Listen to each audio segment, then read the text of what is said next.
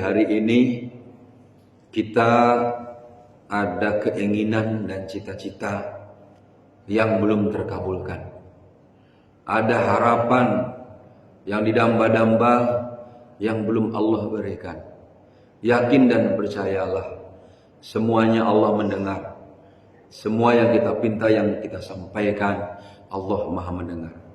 Ada sebuah riwayat kalau doa kita belum terkabul, bukan tidak dikabul, tapi boleh jadi memang masih untuk menghapus dosa-dosa kita. Semoga demikian, kalaupun memang betul demikian. Namun tentunya dengan Maha Rahman dan Maha Rahimnya Allah, semoga apa yang kita harapkan, yang kita inginkan, Allah segera mengabulkannya. Al-Fatihah. A'udzu billahi minasy syaithanir rajim. Bismillahirrahmanirrahim. Alhamdulillahi rabbil alamin. Arrahmanir rahim. Maliki yaumiddin. Iyyaka na'budu wa iyyaka nasta'in. Ihdinas siratal mustaqim. Siratal ladzina an'amta 'alaihim ghairil maghdubi 'alaihim waladdallin. Amin. Bismillahirrahmanirrahim. Hadis yang ke-734,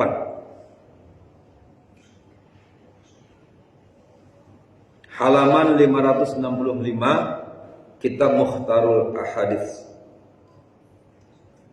Talabul ilmi fariidatun ala kulli muslimin. Wa inna talibal ilmi yastaghfiru lahu kulla syai'in hatta al-hitanu fil bahri. Menuntut ilmu itu wajib bagi setiap muslim. Sesungguhnya orang yang menuntut ilmu itu dimintakan ampunan baginya oleh semua makhluk hingga ikan-ikan yang ada di laut. Subhanallah. Ya. Ternyata keunggulan dan keberuntungan bagi orang yang sedang menuntut ilmu. Di hadis yang lain, orang yang sedang menuntut ilmu itu sama seperti orang yang sedang pergi ke medan perang. Itu orang menuntut ilmu. Ya. Ada lagi hadis yang mengatakan orang yang menuntut ilmu itu seperti orang yang sedang meniti jalan menuju surga. Man salaka tariqan ilal ilmi salaka tariqan ilal jannah. Kan? Barang siapa yang berjalan pergi menuntut ilmu, berarti dia seperti sedang berjalan menuju surga. Mudah-mudahan kehadiran kita walaupun tidak lama, baik yang hadir langsung maupun yang hadir virtual, termasuk orang-orang yang sedang menuntut ilmu juga, yang kemudian sama derajatnya dengan yang Allah, yang Rasul sampaikan. Kita sedang berjihad di jalan Allah, kita sedang merintis jalan menuju surga buat kita semua. Amin. Amin ya Allah ya Rabbal Alamin. Di sini dikatakan wajib hukumnya menuntut ilmu bagi setiap muslimin. Tentu muslimin laki-laki dan muslim perempuan. Siapa mereka?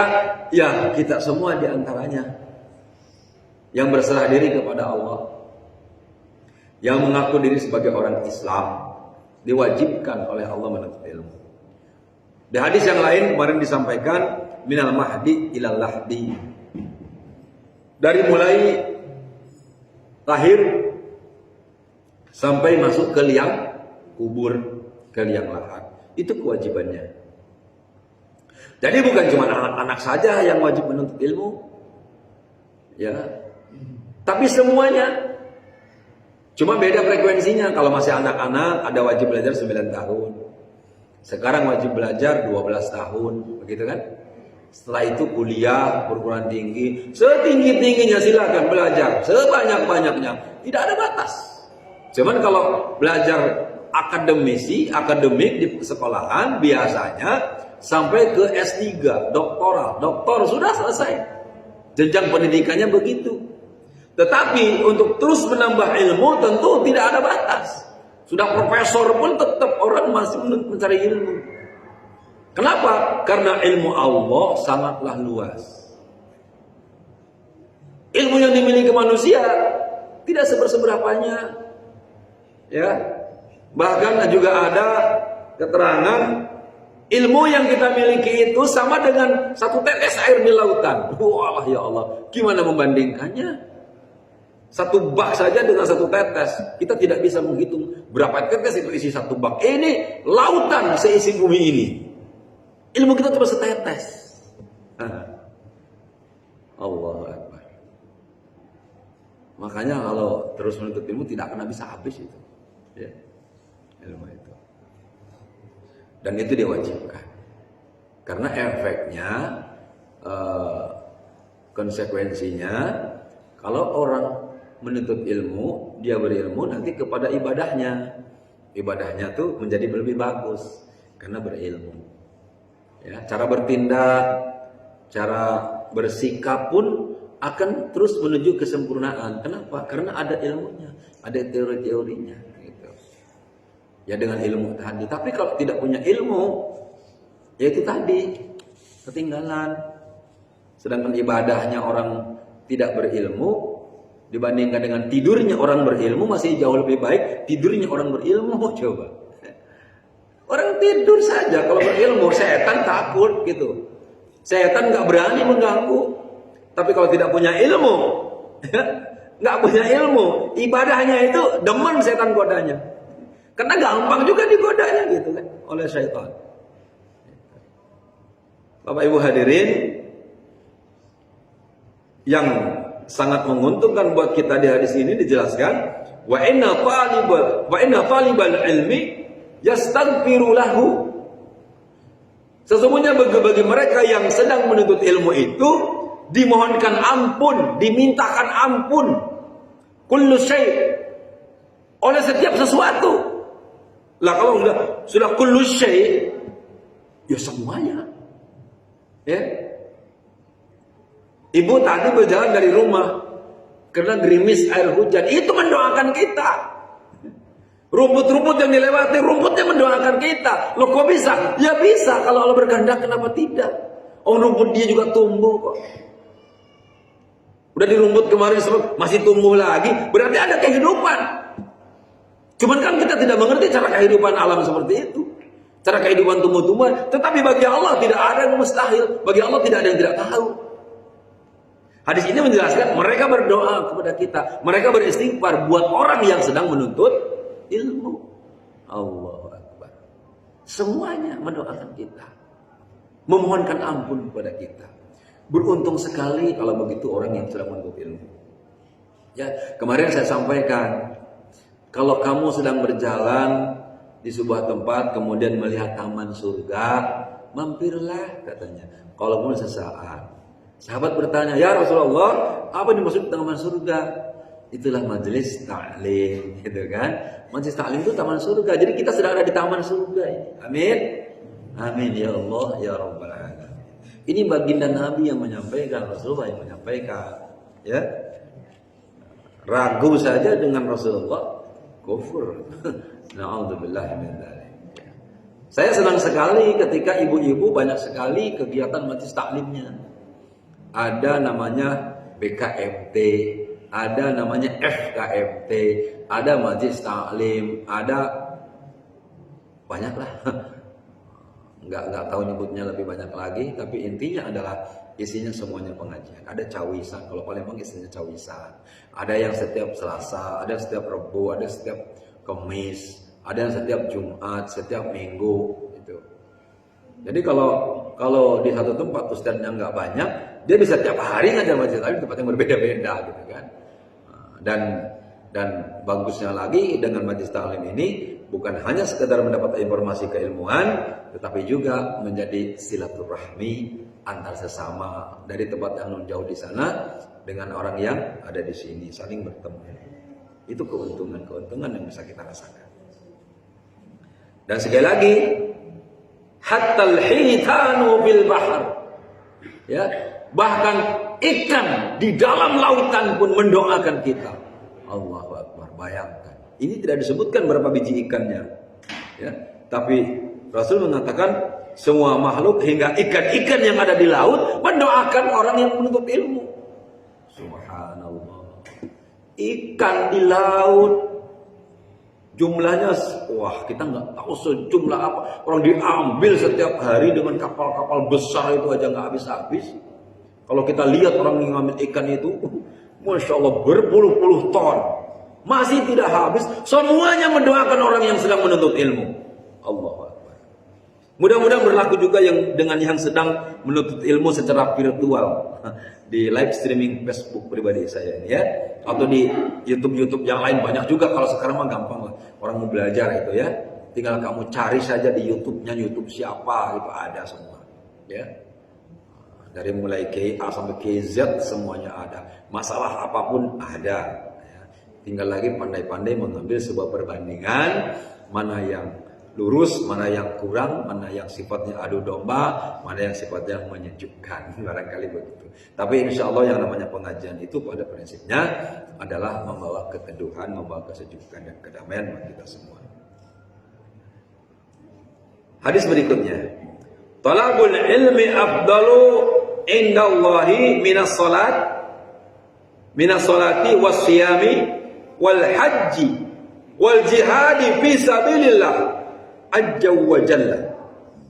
Allahu Akbar. Ternyata hadis ini diriwayatkan oleh Ad-Dailami mengatakan menuntut ilmu itu lebih utama di sisi Allah daripada sholat, saum, haji dan berjihad di jalan Allah. Lebih utama. Ya. Tapi maaf, kalaupun dikatakan lebih utama bukan berarti tidak sholat. Tetap sholat, tetapi keutamaannya melebihi itu. Ya. Awas jangan salah paham. Kata Pak Ustadz lebih utama daripada sholat, haji dan apa tadi? Jadi jalan Allah. Kalau begitu aku ngaji baik, tidak usah sholat, tidak usah haji. Wah itu mah keliru besar. Ya.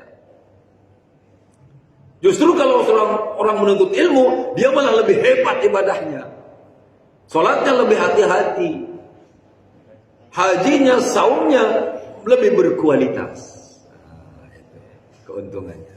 Ya, mudah-mudahan sekali lagi, ya kita semua tergolong orang yang sungguh-sungguh mencari ilmu, sungguh-sungguh menuntut ilmu di sisi Allah.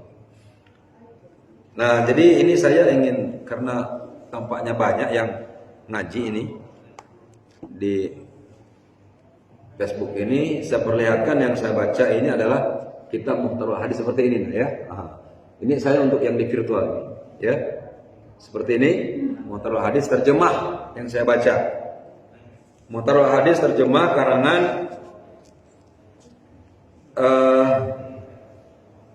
Sayyid Ahmad Al-Hashimi.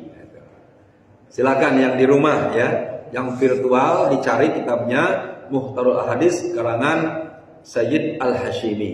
Nah, jadi bisa ngaji juga di rumah baca kitab ini. Kalau ada yang tidak pakai terjemah boleh juga. Pas dibaca lihat matan hadisnya, pas membacakan terjemahnya ada tulis terjemahnya di bawah. Jadi ngalogat kata orang Sunda. Itu ngaji yang paling dibutuhkan oleh pondok pesantren. Bapak Ibu hadirin wal hadirat rahimakumullah, itu tadi keutamaan menuntut ilmu, ya. Makanya di sini juga orang menuntut ilmu itu seperti orang yang sedang berjuang di jalan Allah, ya. Itu kalau di Jawa ketika saya masih belajar seperti itu, kan kadang-kadang orang di pondoknya ada yang pulang, ada yang tidak. Saya termasuk yang tidak pernah pulang karena tidak ada tempat pulang gitu kan. Saya tinggal di pondok, mau pulang kemana, rumahnya sudah tidak ada, orang tua nggak ada gitu kan. Jadi saya tinggal di pondok itu, orang pada pulang, saya masih di pondok. Saya menjadi termasuk salah satu mustahik zakat. Kenapa? Ibnu Sabil gitu. Orang yang sedang berjuang di jalan Allah. Nah, gitu. Ini adinda kita ini, selama dia masih di sini, ini Ibnu Sabil ini. Orang yang sedang berjuang di jalan Allah. Fisabilillah maksudnya. Fisabilillah. Kalau Ibnu Sabil lagi jalan ya, musafir itu Ibnu Sabil. Ya. Misalnya ini sedang bagi zakat, ada orang nyasar. Dari Lampung masuk ke sini, nggak tahu jalan, itu Ibnu Sabil tuh boleh dibantu gitu kan, boleh dia mustahik zakat gitu kan, tapi jarang-jarang. Tapi ada juga yang orang hobi jalan gitu kan, rupanya sengaja bawa kantong besar, bawa karung gitu kan, jalan keliling, itu urusannya masing-masing ya. Kalau ada dikasih nggak ya sudah. Baik Bapak Ibu hadirin wal hadirat rahimakumullah, saya lanjutkan kembali hadis yang berikutnya adalah ke-736. Tahiru hadhil ajsada tahharakumullah fa innahu laisa 'abdun yabitu tahiran illa bata ma'ahu malakun fi si'arihi la yataqallabu sa'atan minal laili illa qala Allahumma ighfir li'abdika fa innahu bata tahiran. Bersihkanlah tubuh kalian, niscaya Allah akan membersihkan diri kalian dari dosa-dosa kalian. Karena sesungguhnya tiada seorang hamba pun yang tidur di malam hari dalam keadaan bersuci, melainkan ia selalu ditemani oleh seorang malaikat yang ada pada baju dalamnya. Tidak sekali-kali ia membalikkan badannya di saat ia tidur, melainkan malaikat tersebut berdoa, ya Allah, ampunilah hambamu ini, sesungguhnya ia tidur dalam keadaan bersuci. Subhanallah. Ya, tahiru hadil asad yang dimaksud adalah apa? Bersih badan, bukan hanya bersih dari kotoran, tapi dia juga bersih dari najis, hadas dan najis. Ya, ini semakin pentingnya kita mandi gitu kan, mandi pagi, mandi siang, mandi sore, ya, mandi pagi sama sore gitu kan, atau mandi seminggu sekali. Walah, kelewatan. Mandinya hari Jumat baik, Jumatan sunnah. Kelamaan tuh, nyelengket bajunya. Ya, paling tidak lah sehari sekali udah cukup katanya kan. Ya, sehari sekali katanya mandi. Itu kalau di sabun jangan terlalu banyak sabunnya, nanti juga habis antibodinya kan.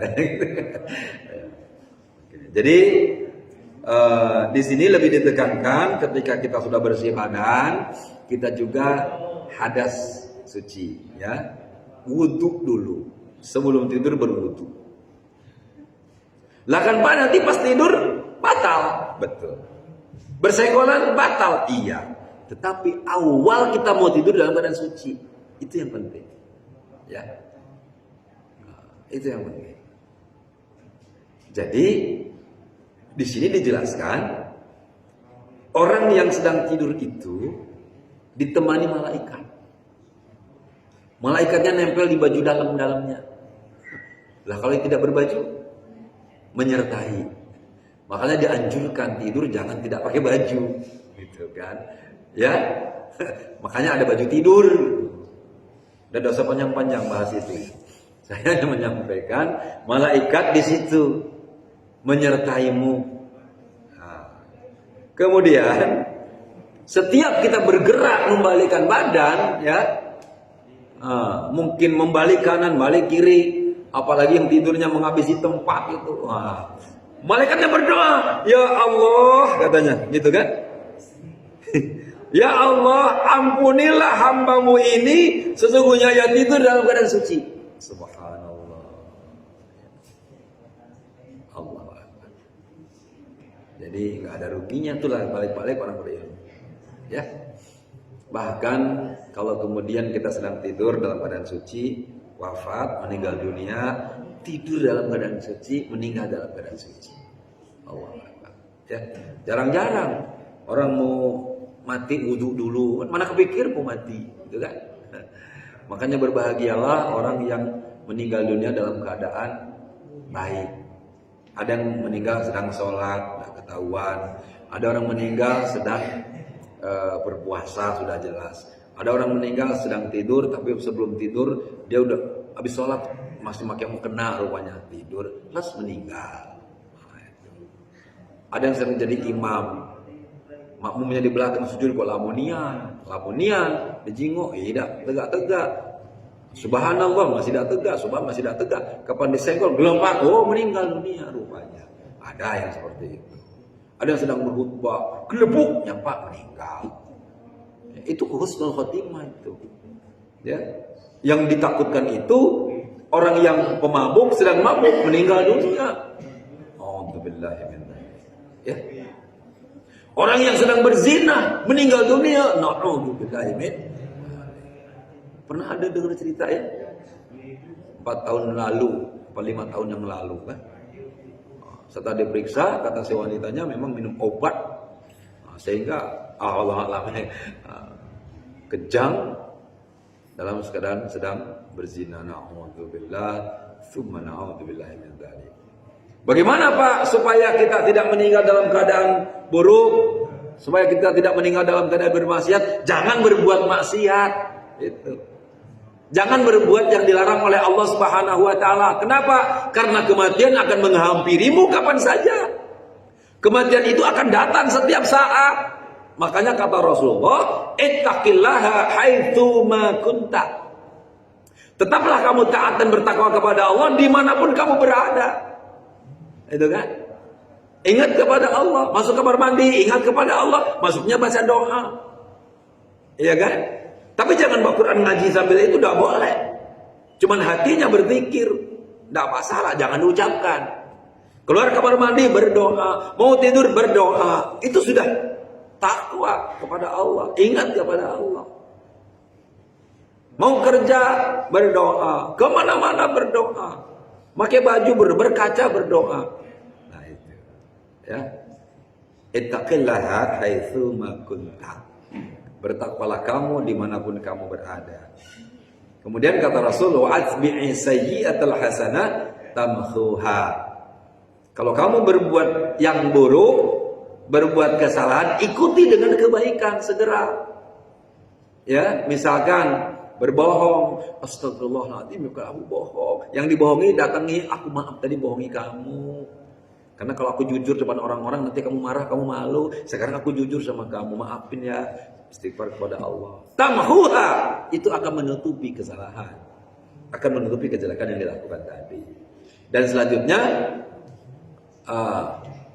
ittaqillaha haitsu ma kunta wa'tbi' sayyi'atal hasanah tamhuha wa khaliqin nas bi khuluqil hasan.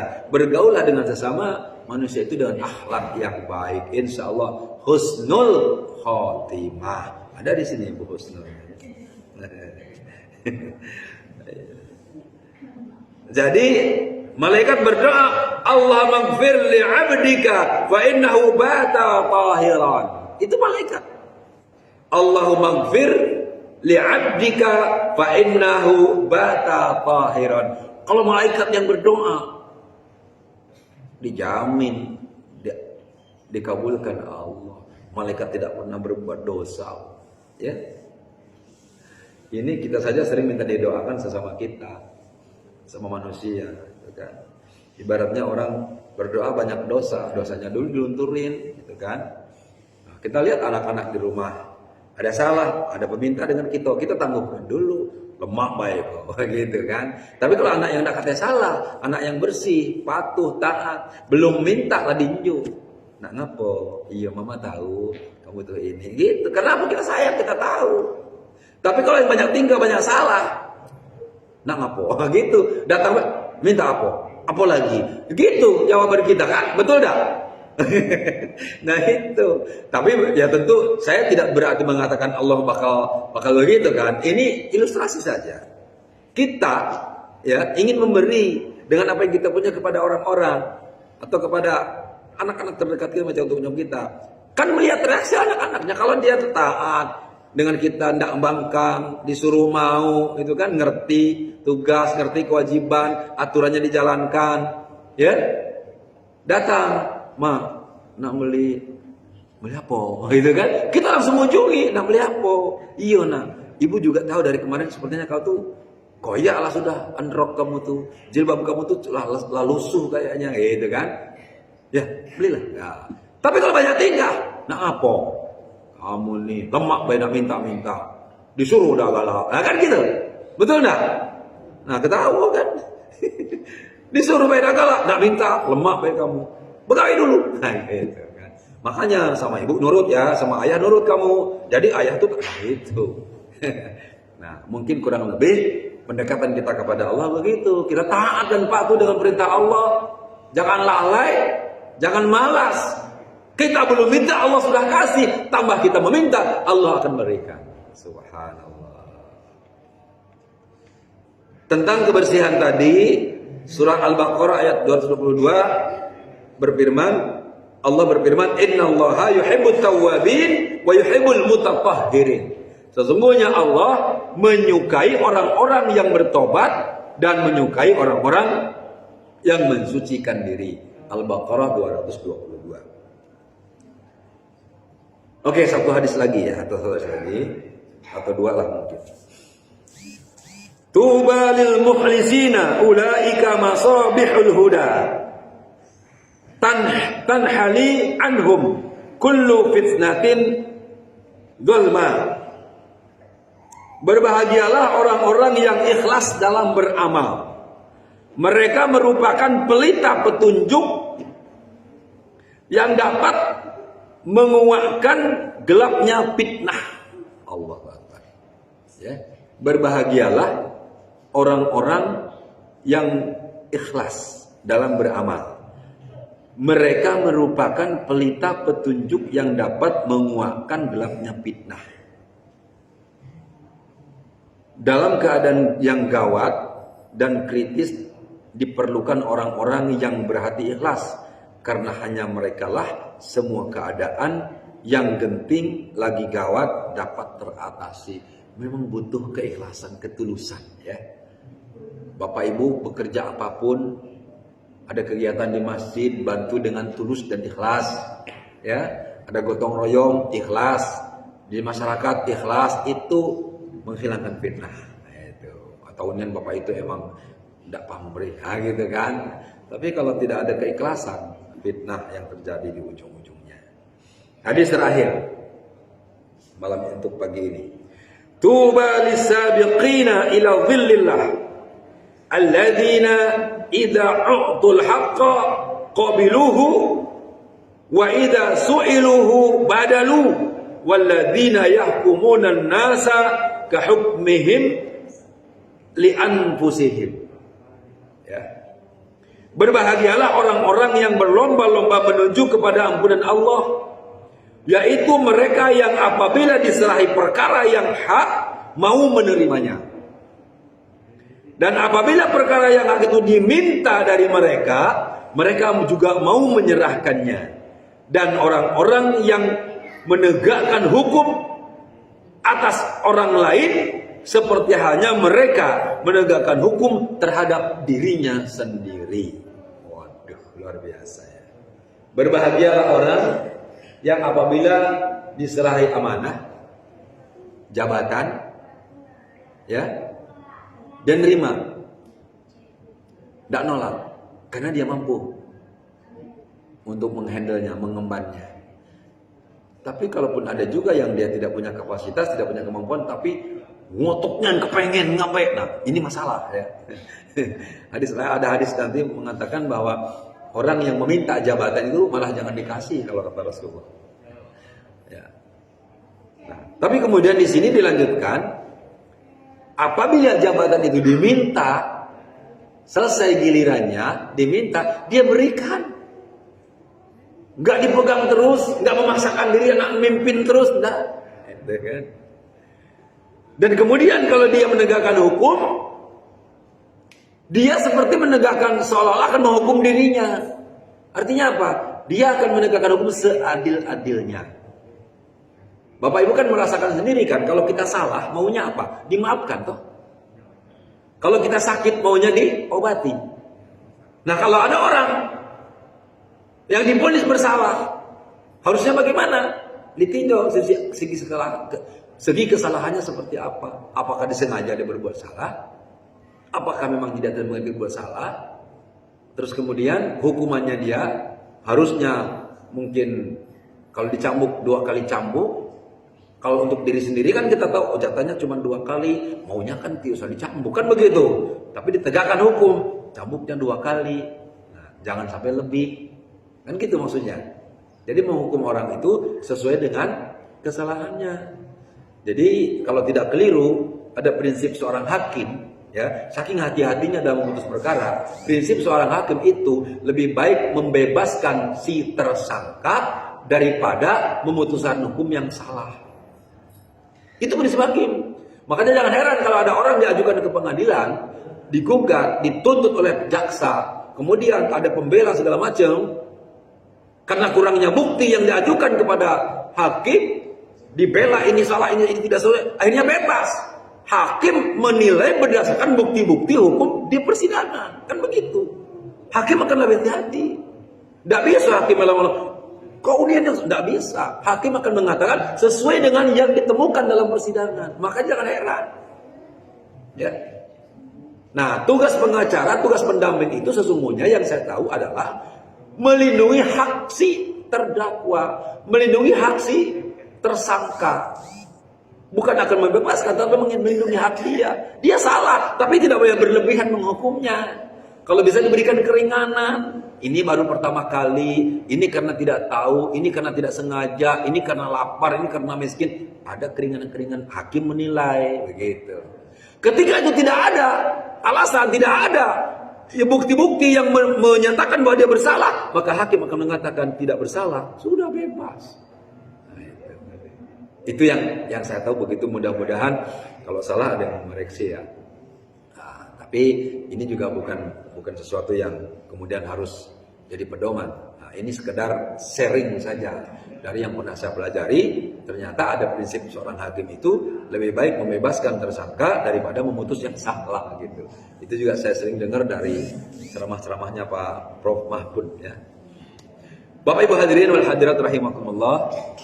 Demikian saja kaji kita pada pagi hari ini. Mudah-mudahan ada manfaatnya, mudah-mudahan menjadi ilmu pengetahuan, dan mudah-mudahan juga kita yang saat ini ikut mendengarkan, baik yang hadir secara real maupun hadir secara virtual, tetap digolongkan sebagai hamba-hamba Allah yang sedang menuntut ilmu, sehingga dia mendapatkan keutamaan seperti melebihi utamanya orang sholat, orang haji, orang jihad di jalan Allah. Dan kita juga termasuk orang-orang yang sedang merintis jalan menuju surga. Kita termasuk orang yang sedang berjihad di medan perang, membela agama Allah. Dan kita juga akan termasuk menjadi orang-orang yang didoakan oleh seluruh tumbuh-tumbuhan apapun yang ada di bumi, sampai ikan di dalam lautan. Amin ya rabbal alamin. Al-Fatihah. A'udzu billahi minasy syaithanir rajim. Bismillahirrahmanirrahim. Alhamdulillahi rabbil alamin. Ar-Rahmanir Rahim. Maliki yaumiddin. Iyyaka na'budu wa iyyaka nasta'in. Ihdinas siratal mustaqim. Siratal ladzina an'amta 'alaihim ghairil maghdubi 'alaihim waladdallin. Amin. A'udzu billahi minasy syaithanir rajim. Bismillahirrahmanirrahim. Alhamdulillahirabbil alamin. Hamdan syakirin hamdalillah min hamdan yuwaffi ni'amahu wa yukafi mazidah. Ya Rabbana wa lakal hamdu kama yanbaghi li jalali wajhikal karim wa 'azimi sultanik. Allahumma a'inna 'ala dzikrika wa syukrika wa husni ibadatika ya Allah ya arhamar rahimin. Allahumma shalli wa sallim 'ala sayyidina Muhammad wa 'ala ali sayyidina Muhammad. Allahumma ighfir lana dhunubana wa liwalidina warhamhum kama rabbawna shighara wa li jami'il muslimina wal muslimati wal mu'minina wal mu'minat al ahya'i minhum wal amwat. Innaka sami'un qaribun mujibu da'wat wa yaqdi al hajat. Rabbana hab lana min azwajina وذرياتنا قرة أعين واجعلنا للمتقين إماما. اللهم اجعل أولادنا من أهل العلم وأهل الخير ولا تجعلنا وإياهم من أهل الضير إنك على كل شيء قدير.